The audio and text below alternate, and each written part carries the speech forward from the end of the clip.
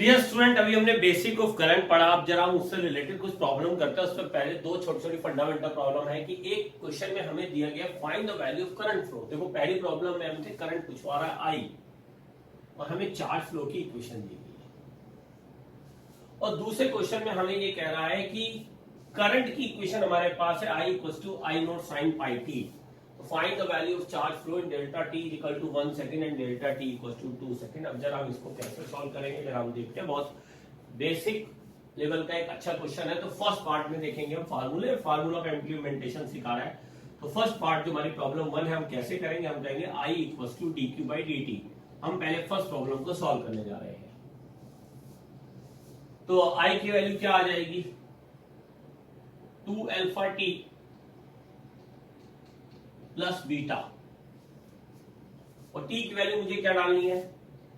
अब मुझे आई equal to एक पर्टिकुलर टी नोट में चाहिए। Let's say value T note है, तो टी नोट की वैल्यू है बीटा बाई अल्फा।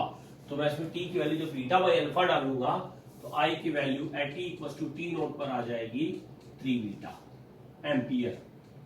अगर चार्ज फ्लो कूलम में दिया गया है तो करंट की यूनिट क्या होगी, एम्पियर। इसे ध्यान रखना है, नोट भी कर सकते हो कि जो करंट की एसआई यूनिट है वो एम्पियर, और 1 एम्पियर इज इक्वल टू क्या होता है, 1 कूलम पर सेकेंड। राइट। तो पहला पार्ट हमारा सॉल्व हो गया। अब हम जरा चलते हैं सेकंड पार्ट पे। सेकंड क्वेश्चन पे अगर हम देखें, सेकंड क्वेश्चन में हमें, तो पहले में हमने सीखा अगर हमें चार्ज का फंक्शन पता हो तो हम करंट को कैलकुलेट कर सकते हैं। तो सेकंड वाले में हमसे क्या पूछवा रहा है, सेकंड वाले में हमें करंट का फंक्शन देके पूछा चार्ज फ्लो बताओ। तो चार्ज फ्लो का फार्मूला हमारे, अगर i equal to d q by d t है तो क्यू का फार्मूला रिवर्स होगा, integration of i d t. अगर आई को डिफरेंशिएट करने पे क्यू आता है, सॉरी क्यू को डिफरेंशिएट करने पर अगर आई आती है तो आई को इंटीग्रेट करोगे तो क्यू आ जाएगा। लिमिट 0 से डेल्टा टी।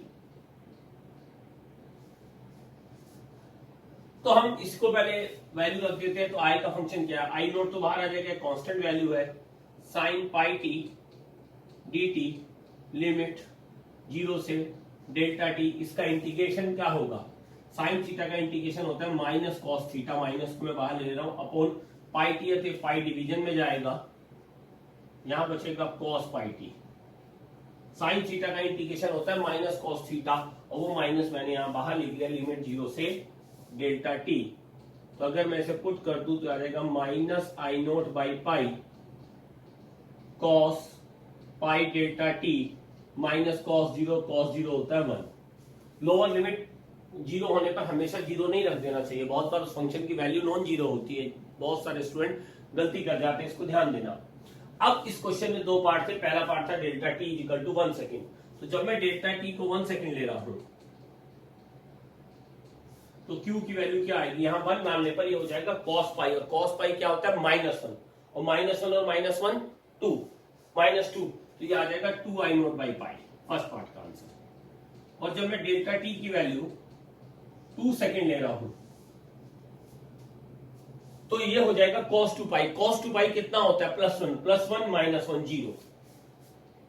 तो दूसरी से मैं Q1 कह लेता हूं, दूसरे पार्ट के आंसर को मैं Q2 कह लेता हूं। Q2 का आंसर मेरा 0 आएगा, और ये मेरा Q as a function of time derive हो गया। अब एक पॉइंट ये आ रहा है कि करंट तो कंटिन्यूअस फ्लो कर रही है, तो ये चार्ज फ्लो का आंसर 0 क्यों आया। ये भी एक बहुत इंपॉर्टेंट समझने वाला पॉइंट है। हमें सिर्फ क्वेश्चन ही नहीं करनी चाहिए, बल्कि अगर हम कॉन्सेप्ट को डीपली समझे तो हमें बहुत सारी चीजें समझ में आती है। तो इसका आंसर ग्राफ में छिपा हुआ है। और मैं आपको बताया भी था कि आईटी ग्राफ का एरिया, ध्यान रखना, आईटी ग्राफ का एरिया हमें हमेशा क्या देता है, चार्ज फ्लो। जब तुम इंटीग्रेशन आईडीटी ले रहे हो तो तुम स्केलर एरिया नहीं ले रहे हो, एरिया विद साइन ऐड कर रहे हो। ऐसा क्यों, क्योंकि करंट की डायरेक्शन की इंपॉर्टेंस है। तो अगर मैं इसका ग्राफ बनाऊं 0 से 2 सेकंड तक, आई वर्सेस टी का, तो ग्राफ ये आएगा। जब मैं टी इक्वल टू 1 डालूंगा तो आई नोट साइन पाई 0 होता है। तो ये आया माइनस आई नोट। इस ग्राफ का मतलब क्या है, हम मैं पहले ही बता चुका हूं, करंट का माइनस होने का मतलब क्या है कि अगर ये वायर है ए से बी, इसका मतलब पहले करंट इस डायरेक्शन में थी वेरिएबल मैग्नीट्यूड की, वो 0 से बड़ी आई नोट तक गई, फिर ये, यानी कि टी की वैल्यू 0 से 1 तक तो करंट ऐसे थी, और जब टी की वैल्यू 1 से 2 के बीच में आई तो करंट ने अपनी डायरेक्शन चेंज कर दी। तो इसका मतलब, और ये ग्राफ के अगर तुम एरिया वाइज देखो, तुम्हें इतना पता ही साइन कॉस के ग्राफ है, ये दोनों एरिया बराबर है और ये एरिया ही चार्ज फ्लो है, क्योंकि Q इज इक्वल टू क्या है, integration i d t is equal to area of curve. ये सारे छोटे छोटे पॉइंट है, इसको ध्यान रखना, क्वेश्चन में इनकी जरूरत पड़ती है। तो यहां पर ये फ्लो प्लस क्यू आएगा, तो उतना ही फ्लो मैग्नीट्यूड सेम आएगा, तो ये फ्लो माइनस क्यू आया।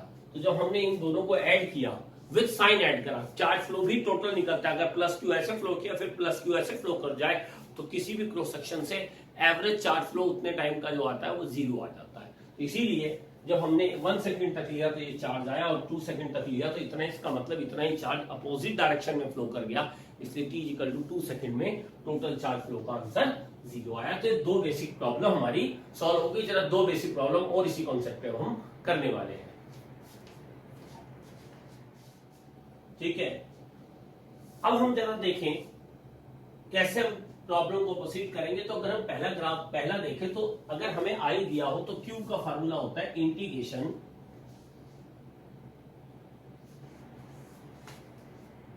आई डी टी, 0 से डेल्टा टी, यानी एरिया अंडर द कर्व। तो अगर मैं इस ग्राफ का एरिया कैलकुलेट कर लूं तो मुझे चार्ज फ्लो मिल जाएगा।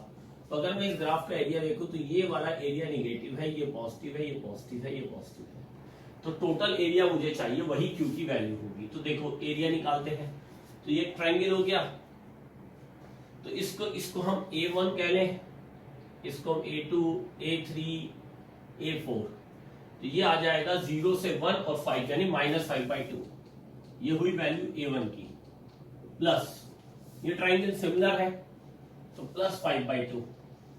फिर एक रेक्टेंगल आपको दिखाई दे रहा होगा 2 से 4, 5, तो ये 5 और इसकी विड्थ कितनी है, ये तो हो गया 5 ऐसे, और ये विड्थ है आपकी 2 सेकंड, यानी 5 × 2। फिर एक ट्रायंगल 5/2। इस तरीके से हमने सारे ग्राफ का एरिया डायरेक्ट लिख लिया, इंटीग्रेट क्यों नहीं करना पड़ा, क्योंकि ट्रायंगल रेक्टेंगल टाइप फंक्शन थे तो ऐसे ही आ जाता है एरिया। ये दोनों कैंसिल हो गए, 5 2 10 और 2.5 12.5 कूलम। अब हम आते हैं दूसरे क्वेश्चन में। इसमें हमें QT ग्राफ दिया गया और कहा गया है कि करंट की वैल्यू बताओ। करंट की वैल्यू मेरे से पूछ रहा है t = 1 3 5 सेकेंड। तो I = होता है dq/dt, यानी slope of tangent of QT graph, f' या q as a function of time हो तो, यानी स्लोप ऑफ टेंजेंट यानी tan थीटा। तो ये आएगा t = 1 यहां पर, तो ये वाला थीटा निकाल लें, तो tan θ1 की वैल्यू देखो क्या आएगी। tan θ1 ये वैल्यू है 10 और ये वैल्यू है 2, 10/2 = 5, यानी t = 1 पर करंट का आंसर आया 5 एम्पियर। यहां पर चार्ज फ्लो नहीं हो रहा, चार्ज की वैल्यू 10 पर आके रुक गई, यानी कुछ चार्ज फ्लो हुआ, आपने स्विच ओपन कर दिया, जितना फ्लो हो गया वो हो गया। अब करंट नहीं फ्लो हो रही, चार्ज फ्लो रुका हुआ है, इसीलिए चार्ज की वैल्यू कांस्टेंट है, ध्यान से समझो। कुछ लोग इसमें करंट की वैल्यू को डिवाइड कर लेते हैं, सर चार्ज की वैल्यू 10 तो चल रही है, चार्ज की वैल्यू 10 चलने का मतलब है 10 एम्पियर फ्लो हो गया, अब कुछ नहीं हो रहा। ये वैसे ही जैसे हमने एक डीसी बल्ब लिया और हमने ऑन किया बटन को, कुछ देर के लिए बल्ब जल रहा है, चार्ज फ्लो हो गया, अब तुमने बल्ब बंद कर दिया, लाइट बंद है, लेकिन जितना चार्ज फ्लो होना था वो चार्ज फ्लो हो चुका है, चार्ज फ्लो बढ़ नहीं रहा है, चार्ज फ्लो रुका हुआ है। तो यानी t = 3 सेकंड पर करंट की वैल्यू आएगी 0, क्योंकि यहाँ पे स्लोप tan थीटा है 0, यहां पर tan थीटा की वैल्यू है नेगेटिव। पर अगर हम देखें तो ये वैल्यू tan से 2 है तो स्लोप सेम है, ये tan अल्फा तो 2 ही आएगा।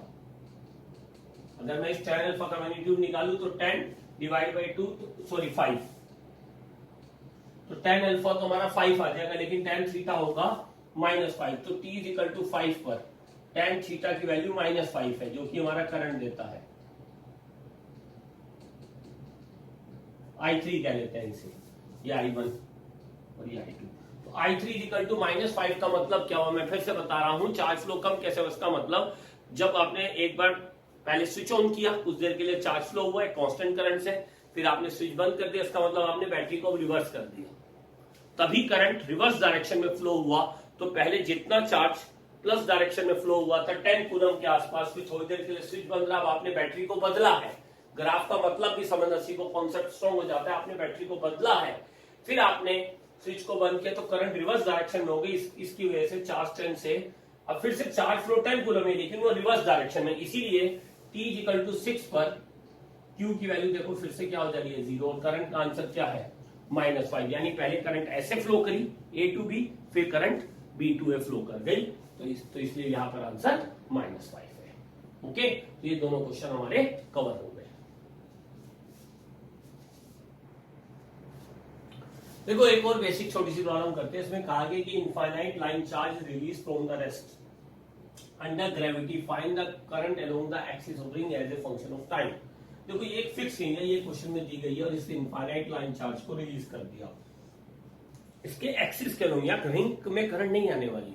एक होता है रिंग में बैटरी लगा दो तो रिंग में ऐसे गोल करंट आती, नहीं, ये तो एक चार्ज लाइन चार्ज है, ऐसे ही गिर रहा है, तो इस लाइन चार्ज का मोशन एक करंट के इक्विवेलेंट देखा जा सकता है, क्योंकि motion of charge is always equivalent to a ring, sorry current. तो ये लाइन चार्ज इस रिंग के एक्सिस के अलोंग गिर रहा है, ये एक रिंग है फिक्स, तो ये लाइन चार्ज इसके एक्सिस के अलोंग गिर रहा है, तो ये करंट के बराबर है, तो वही करंट यहाँ पर पूछी जा रही है। तो हमने लास्ट क्लास में डिस्कस किया था, ये जो करंट आएगी ये आई का फॉर्मूला होगा लैम्डा वी। अब क्योंकि ये रेस्ट से गिर रहा है तो V = क्या होगा GT, तो आई की वैल्यू क्या आ जाएगी लैम्डा GT। सिंपल प्रॉब्लम थी, सॉल्व हो गई। Same mass and charges plus E and minus E are rotating plus E and -2E। ठीक है, नोट करो, चार्जेस है plus E and -2E are rotating about common centre of mass and separation between them is R naught, find the equivalent current of system. एक masses same है तो centre of मास बीच में आ जाएगा, और ये दो चार्जेस हो गए, एक प्लस ही मान लेते हैं, दूसरा क्वेश्चन में दिया गया -2E, और they are rotating about common centre of mass with omega, तो रेडियस में मान लेता हूं R1, और R1 की वैल्यू होगी R0/2। ठीक है, तो ये सिस्टम में अगर हम देखें तो प्लस E जिस डायरेक्शन में रोटेट करता है वही एक करंट हो जाएगी, सर्कुलर करंट I1। देखो पहले प्लस E का मैं मोशन दिखा रहा हूं, तो ये ऐसे रोटेट कर रहा है, तो इक्विवेलेंट करंट I हमने ड्राइव किया था, ये वैल्यू आई थी QF यानी Q⍵/2π, रोटेटिंग चार्ज के करंट, तो Q⍵/2π, और Q की जगह क्या है प्लस E ⍵/2π, तो ये करंट ऐसे आएगी। दूसरा चार्ज -2E रोटेट, वो भी सेम तरीके से कर रहा है, किसी भी समय -2E की वेलोसिटी तो ऐसे ही है अगर हम रोटेशन से देखें। लेकिन अगर मैं यहाँ पे करंट दिखाऊं तो करंट जब ये ऐसे रोटेट करेगा तो ध्यान से समझना, ये इसे हम I1 कह लेते हैं प्लस चार्ज की करंट को, तो ये जो करंट आएगी यहां पर, लेकिन करंट I ऐसे दिखाऊंगा। ये यही पॉइंट इस क्वेश्चन में समझने वाला है, ये चार्ज ऐसे रोटेट करेगा लेकिन करंट ऐसे आएगी। तो I2 का वैल्यू होगी 2E⍵/2π, तो नेट करंट इसे मैं I2 कह देता हूं।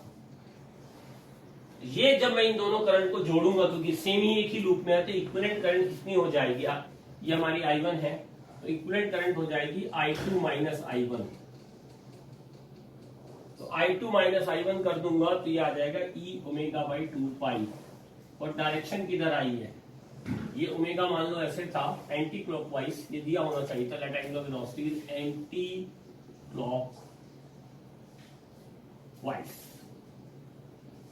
बट नेट करंट हमारी कैसे आई, नेट करंट हमारी आई क्लॉकवाइज डायरेक्शन में। अगर ये क्लॉकवाइज दिया होता तो नेट करंट एंटी क्लॉकवाइज बन जाता। ठीक है, तो नेट करंट जो बनी आई नेट, वो ऐसे बनी, क्यों, क्योंकि ये जो इलेक्ट्रॉन ऐसे घूम रहा है इसकी करंट ऐसे होगी। बस यही छोटे छोटे पॉइंट होते हैं जो हम कभी कभी इस तरह के बेसिक क्वेश्चन में, मेंस में कई बार ऐसे छोटे छोटे क्वेश्चन आते हैं, हम बस यही सब गलतियां कर जाते हैं। ठीक है, तो होप सब ये वाला टॉपिक आप समझ गए होंगे, जो बेसिक फॉर्मूले हमने करंट के सीखे वो आपकी समझ में आ गए होंगे।